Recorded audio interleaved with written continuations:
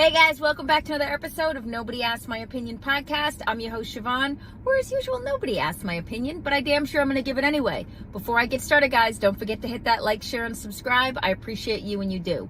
All right, guys, what am I talking about today? Question for you guys. How many of you have seen the Gilgo Beach documentary that's on Peacock right now? Peacock, NBC, whatever. You know, I'm mad about, let me get into my quick rant about that. I'm mad that it forced me to resubscribe to Peacock, which is basically NBC with a fancier version, but they have some great documentaries. And for those people who know me, I'm a true crime, obsessed type of person. I love watching any of the true crime, particularly serial killers. I am that person that, I love watching anything about serial killers. I'm legit obsessed.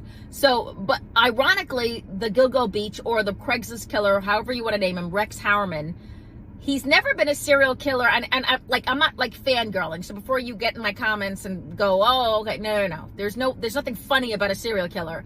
It's their thought process, the methodology, like how they do it, how they get away with it, just how they slink in and out of society fascinates me. But I'm not fangirling. Do not get that twisted.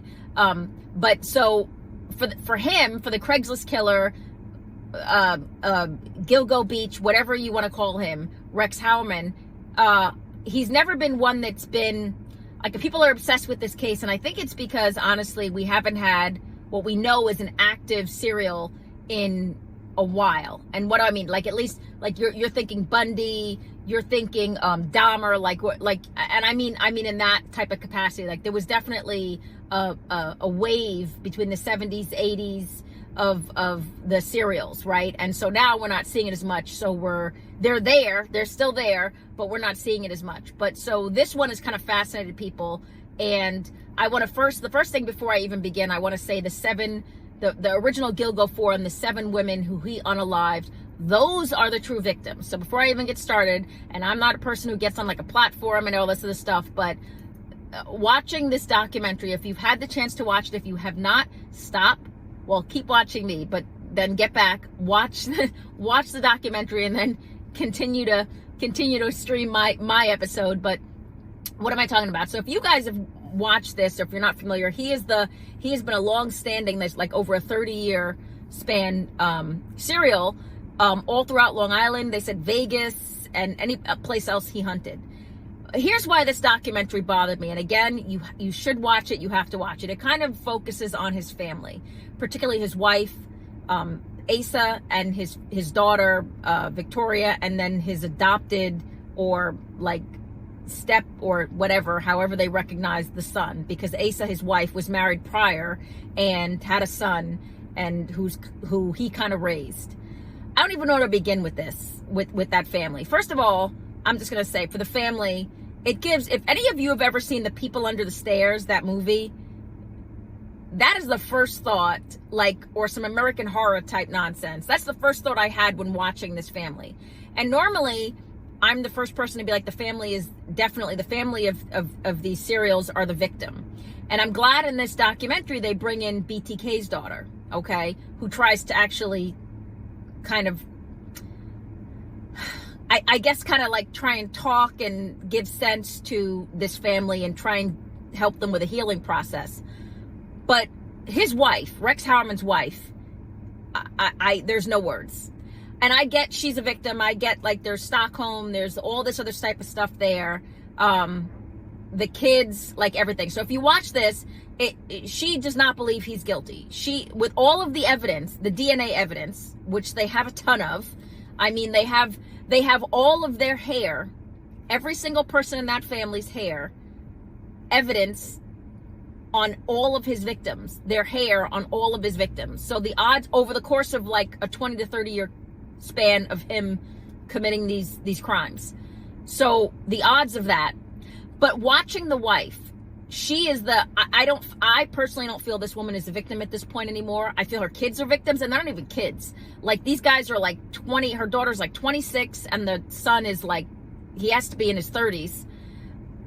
And the whole dynamic of that family just gives the creepy People Under the Stairs. You start to wonder if I feel like Asa and Rex called each other mother and father to each other. They just give that kind of vibe.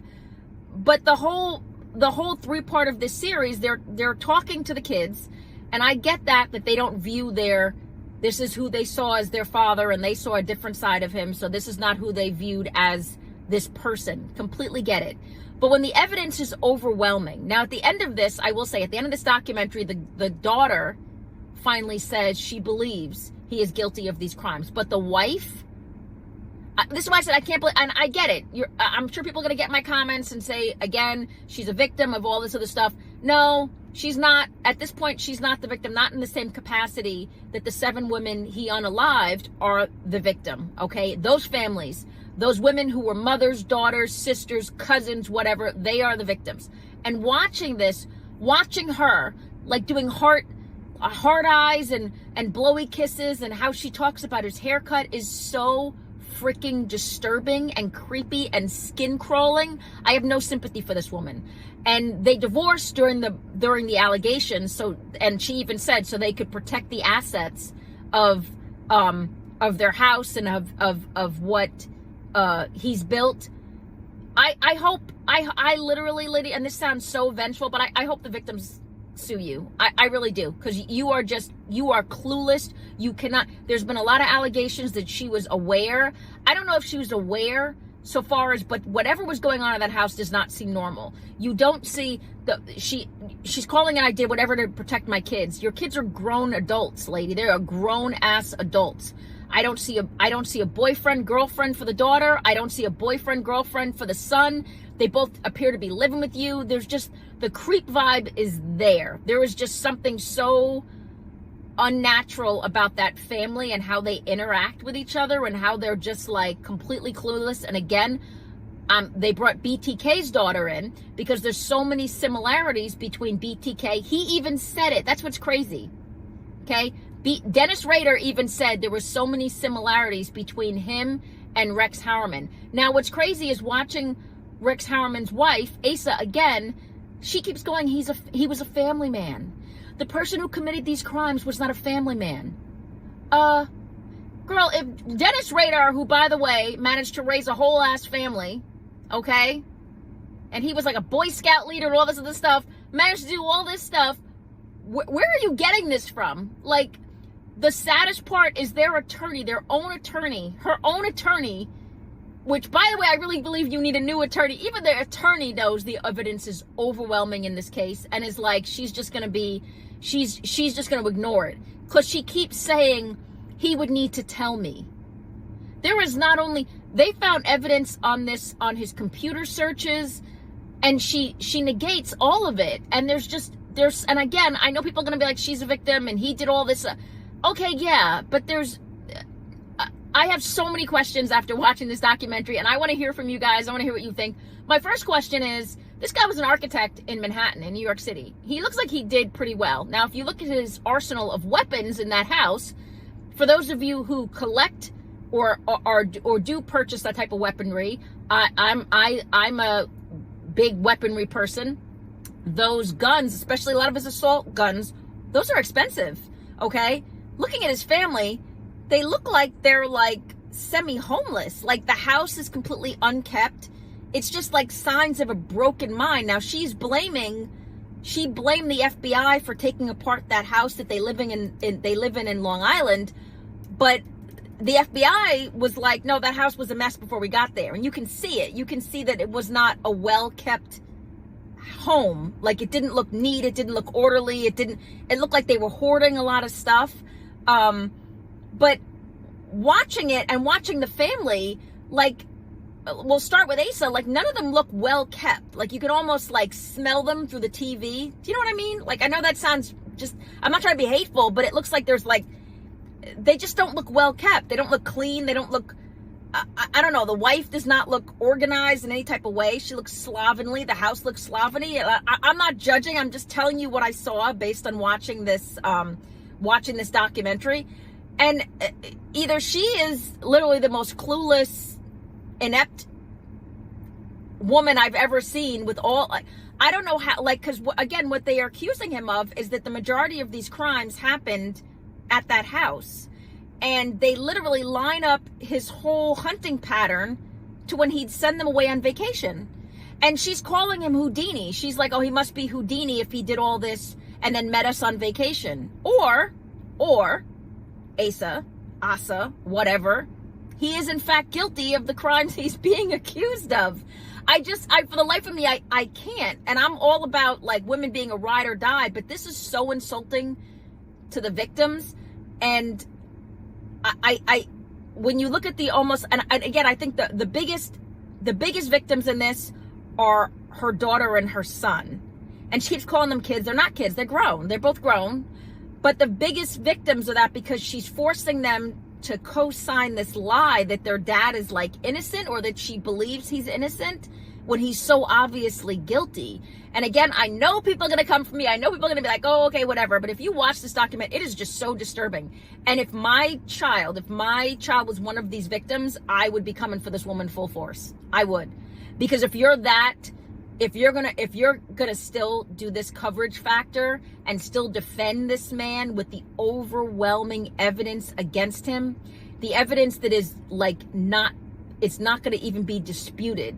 Like the FBI proved that the keyboard he searched for massive stuff, for child pee and everything else, it couldn't have come from any place else. They present that to her. The producers of this documentary present that to this woman, and she still negates it.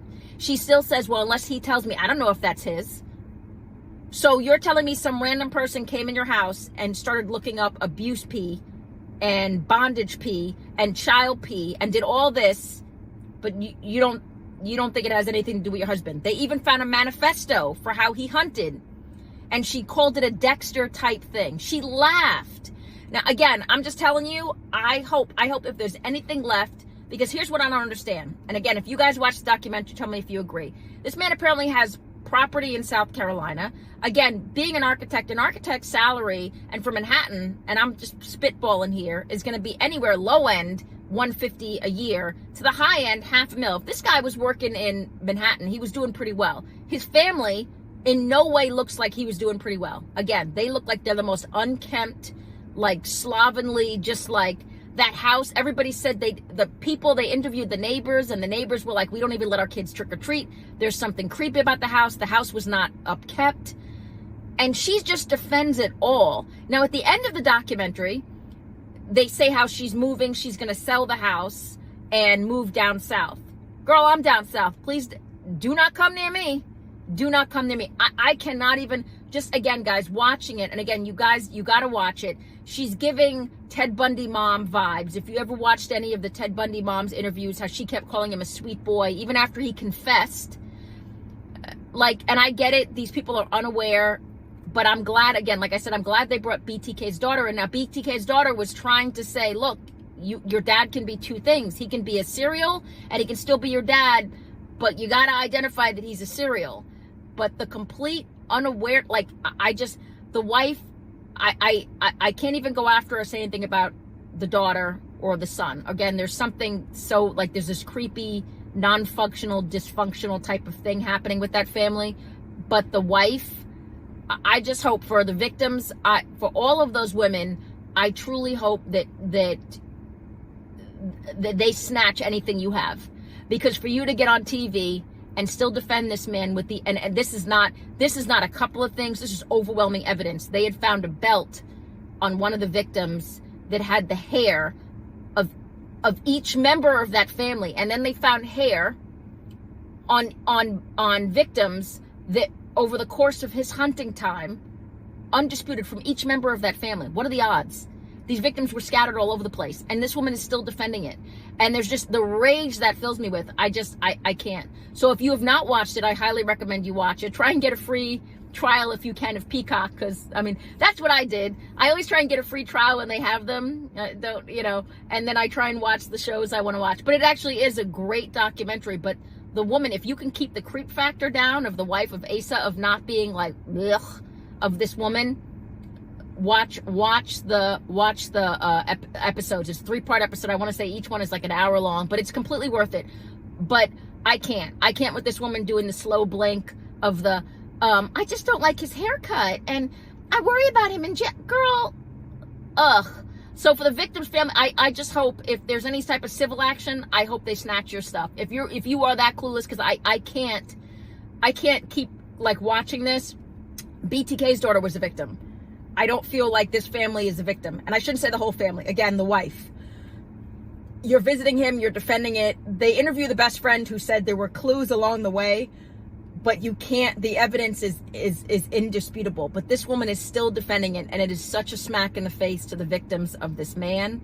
And I can't believe that anybody would, your own attorney was looking at you sideways, which again, that's my only 2 cents. Even the attorney was like, girl, you know, he did this. We just need to, we need to platform this a certain type of way, where even the attorney was like, well, she's not going to believe. Like, I feel like this woman wouldn't believe that this man did it unless she caught him doing it. And the crimes that he's been accused of, he did this in your house. And she's like, oh, are you telling me I wouldn't know? Yeah, I'm telling you, you wouldn't know, because you're clueless and you literally believe this man is just like, they met when they were 18 or something like that. So she truly believes that this man is a godsend. You can see she just has like these blinders on, and there's just something about that just pisses me off. It's not like she's saying it and she's apologetic. She's defending what he's had to go through like it's an inconvenience for them. And I, for the life of me, I can't. And at least that the daughter, I really felt the worst watching this documentary for the daughter, because you could see the daughter's been out in society and you can't dispute that evidence. There's no way you can dispute that evidence. So the daughter's like, well, I want to believe, but I don't. But at the end of it, she's like, yeah, he did it. He did it. So just watching this, again, if you haven't watched it, go watch it. Tell me what you think. But the wife is just atrocious. There is a big, the label of victim is so widely used now. And there's the word victim, and then there's the word enabler, co-conspirator. There's just no way watching this that you could ever co-sign or be comfortable with anything he's accused of. I don't see how it's going to happen. And I don't see how, again, a man who was apparently making a comfortable lifestyle, why does his family look like that? Like, explain that to me. Like, some of them, like, they just don't look well kept. Like, she doesn't look well kept at all. But it's the whole people under the stairs thing. Those of you who've seen that movie, you know what I'm going to talk about. You know what I mean. It's just the whole people under the stairs thing. That's what she reminds me of, is the wife from that movie. But I digress. Let me know what you guys think. Get down in the comments. Tell me if you've watched the documentary yet, and what are your thoughts? Because I'm just like quiet rage for this one. It's good, but I'm just like quiet rage. I hate stuff like this, and I just, it's, you know, it's not that I want the wife to be like, oh, he's dead, but be honest in your, it's just like, you can't be just like blowing kisses to the camera about your husband's haircut while you're talking about these women. And these women mattered, and no matter what, I don't care what they did for a living. I don't care that they, you know, there's a lot of these victims, it was allowed to happen for so long because they were ex-workers, right? And so, and the cop, one of the cops even says that the cases were not given the eyes that they should have been because they were ex-workers, which is terrible. I don't care what they did.